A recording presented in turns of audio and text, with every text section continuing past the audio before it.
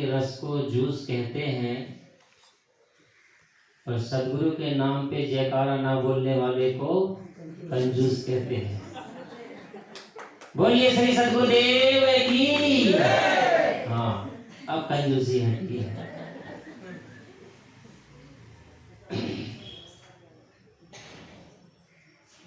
परम पूज्य श्री साहिब जी, मुदमंगल में संत समाज, दूर दूर से पधारे हुए प्रेमी भक्त सज्जनों, श्रद्धा भक्ति के स्रोत माता बहनों,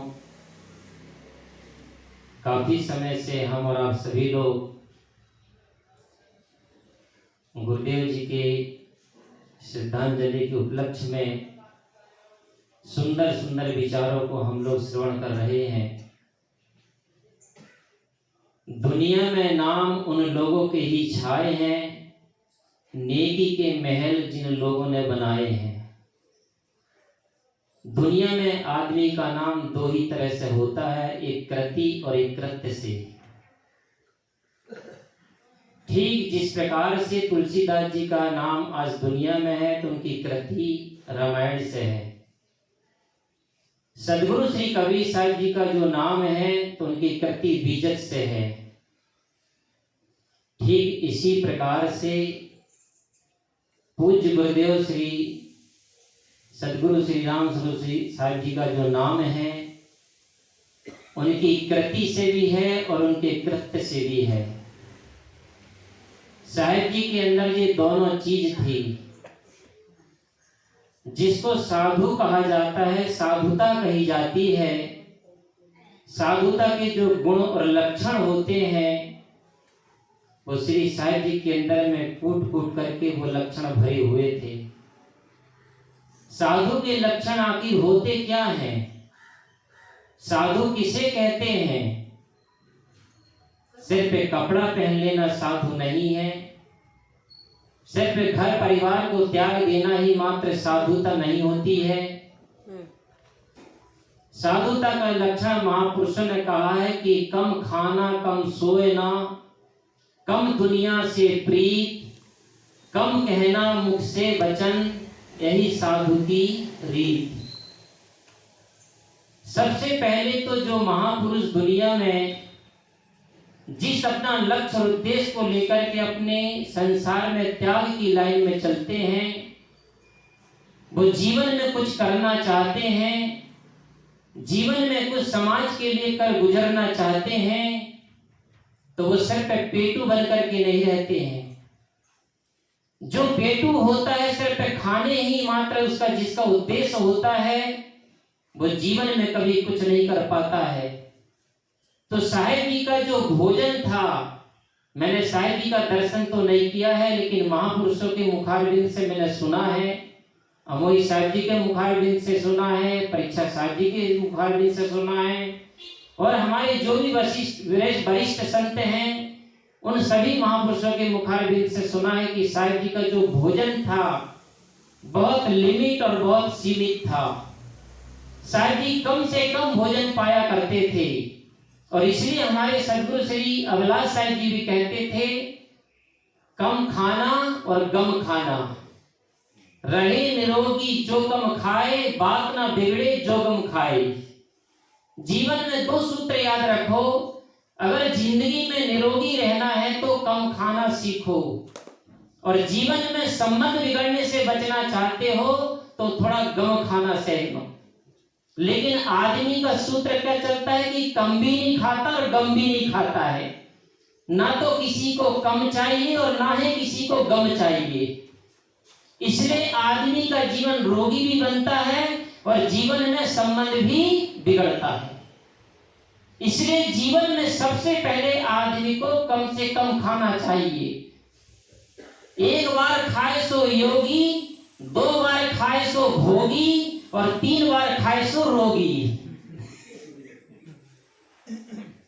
इसलिए महापुरुष कहते हैं कि जीवन में कम खाना। सबसे पहले हमारे जीवन में जो महापुरुष कोई भी क्षेत्र का हो, अभी जैसे हमारे प्रधानमंत्री जी हैं भारत के, वो बहुत कम भोजन लेते हैं, कम खाना, कम सोना। जो कम से कम सोता है वही तो संसार के लिए कुछ करता है और अपने लिए भी कुछ करता है। जैसे अभी साहेब जी बता रहे थे ना कि साहेब जी रात के 10-10, 11-11 बजे तक बैठ करके ग्रंथों का लेखन करते थे। क्या साहेब जी इतना बड़ा पद पा करके क्या अपने जीवन को ऐशो आराम में नहीं काट सकते थे? अपने जीवन में ऐशो आराम करके अपनी जिंदगी को नहीं गुजार सकते थे? उनके ऊपर कहने वाला कौन था, शासन करने वाला कौन था? लेकिन नहीं, जिस महापुरुष को समाज के लिए, देश के लिए कल्याण करने का मार्गदर्शन देने की जिसकी कुछ भावना होती है, जो समाज के प्रति जिनका करुणा हित जीवन होता है, जिनका दयालुता का भाव होता है, वो समाज के लिए अपना जीवन को पूरा कुर्बान करने के लिए तैयार रहता है। इसलिए साहिब जी का जीवन कम खाना, कम सोना, कम दुनिया से प्रीत। समाज जो इकट्ठी होती थी साहिब जी के कार्यक्रमों में, साहिब जी जब भी जमात में चलते थे तो दूसरे दूसरे संतों को प्रवचन सत्संग के लिए रखा करते थे साहिब जी। और जमात में भी साहिब जी, रामत में भी साहिब जी अपना लेखन को कभी बंद नहीं करते थे। ठीक वही आदत सदगुरु श्री विशाल अभिलाष साहिब जी की भी थी। अभिलाष साहिब जी भी रामत में चलते फिरते समय में भी अपना ग्रंथ लेखन चालू ही रहता था। क्यों? क्योंकि वो उनका जो लक्ष्य था, उनका जो उद्देश्य था, वो हमेशा समाज के लिए ही रहता था। इसलिए राम स्वरूप साहिब जी भी हमेशा ग्रंथों का अध्ययन और लेखन उनका चालू ही रहता था। और जो रात भर सोता रहेगा, 8-8 घंटा सोता रहेगा, वो जीवन में कभी कुछ कर पाएगा? कभी सर ने कहा ना कि खाते खाते युग गया बहुरी न चेतों आए। जो खाते खाते हमारा जीवन युग बीत गया, फिर भी आज हम नहीं चेतते हैं और खा खा करके सो करके हम अपना जीवन का समय को बर्बाद करते हैं। तो इसलिए नानक देव जी कहते हैं कि जागो रे जिन जागना, अब जागने की बार, फिर क्या जागे नानक का जब सोवे पैर पसार। नानक देव जी सिख धर्म के संस्थापक हुए हैं। उन्होंने कहा है कि जो अभी हमारा समय मानव जीवन है, जिस जागने का समय है, हम व्यवहार और परमार्थ दोनों को इस जीवन में ही सफल बनाना है। इसलिए नानक देव जी कहते हैं फिर क्या जागे नानक का जब सोवे पैर पसार। जब हम मौत की नींद में सो जाएंगे तो उस समय हम अपने जीवन में अपना व्यवहार और परमार्थ कुछ कर पाएंगे? कुछ भी नहीं कर पाएंगे सज्जनों। इसलिए ये जागने का समय है, इसलिए हम जाग करके अपना जीवन का काम करते चलें। तो राम स्वरूप साहिब जी भी कम से कम सोते थे, कम से कम खाते थे और कम से कम दुनिया से प्रीत रखते थे। वो ज्यादा समाज के बीच में नहीं आते थे, ज्यादा प्रवचन नहीं करते थे। साहिब जी अगर आते भी थे प्रवचन करने के लिए तो मुश्किल से 5-10 मिनट अपनी बात रख करके समाज को संबोधन करते थे और अपनी वाणी को विराम देते थे, क्योंकि ज्यादा बोला नहीं करते थे श्री साहिब जी। तो कम खाना, कम सोना, कम दुनिया से प्रीत, कम कहना मुख से वचन, यही साधु की रीत। और साहिब जी अपने वचन को बहुत संयमी रखते थे, अपने जीवन में बहुत कम बोलते थे। इसीलिए हमारा जीवन में आज उन महापुरुषों का आदर है, सम्मान है। दुनिया में जो भी महापुरुष आते हैं वो अपने चित्र से नहीं पूजे जाते हैं, मठ मंदिर से नहीं पूजे जाते हैं, मान प्रतिष्ठा से नहीं पूजे जाते हैं, वो अपने गुण और आचरणों से पूजे जाते हैं। गुण और आचरणों से जो महापुरुष महान होते हैं। इसीलिए हमको भी जो महापुरुषों ने हमको दिशा दिया है, मार्गदर्शन दिया है, हम भी उन महापुरुषों के उसी मार्गदर्शन में चल करके अपना जीवन को हम धन्य बनाएं, अपना जीवन का कल्याण करें। तभी समझ लेना कि हमारी असली और सच्ची श्रद्धांजलि है। नहीं तो कहने के लिए तो हम सभी लोग शिष्य कहलाते हैं। पलटू दास जी का एक दोहा है कि शिष्य शिष्य सब ही कहे, शिष्य भया ना कोई, पलटू गुरु की वस्तु को सीखे शिष्य तब हुए। पलटू साहिब जी ने एक बहुत बड़ी कसौटी लगाया है कि कहने के लिए तो हर संसार के नर नारी किसी ना किसी गुरु का, हर इंसान अपने आप को शिष्य कहता और कहलवाता है। लेकिन पलटू साहिब जी कहते हैं कि अभी कोई शिष्य नहीं हुआ है।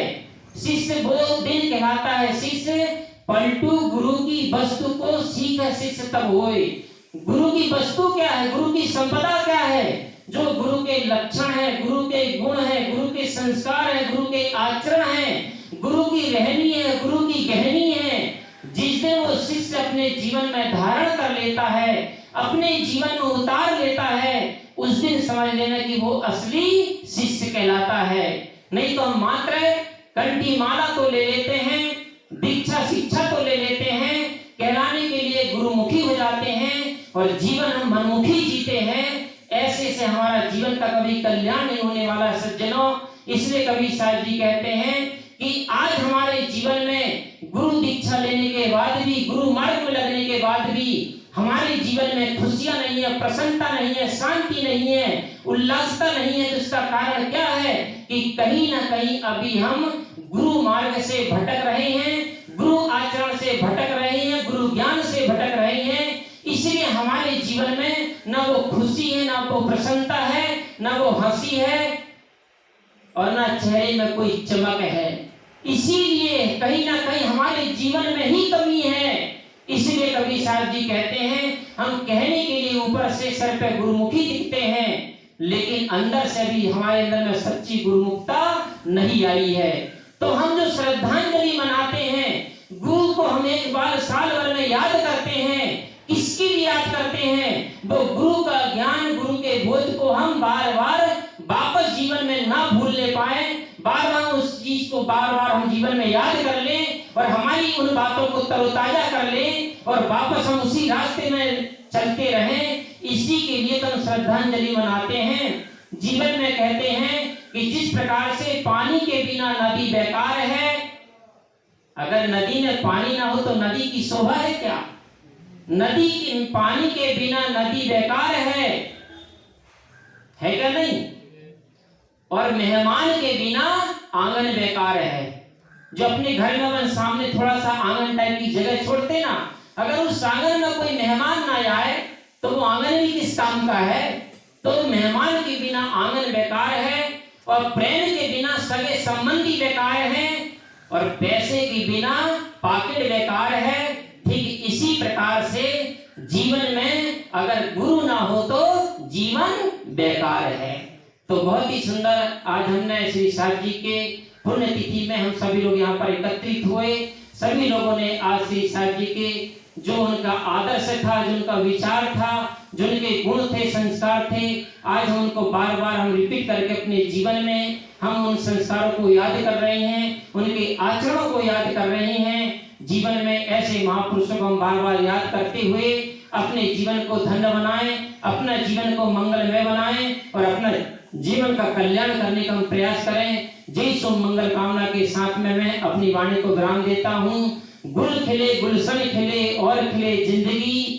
श्रद्धांजलि में उपस्थित सबको सादर साहेब बंदगी। बोलिए श्री सद्गुरुदेव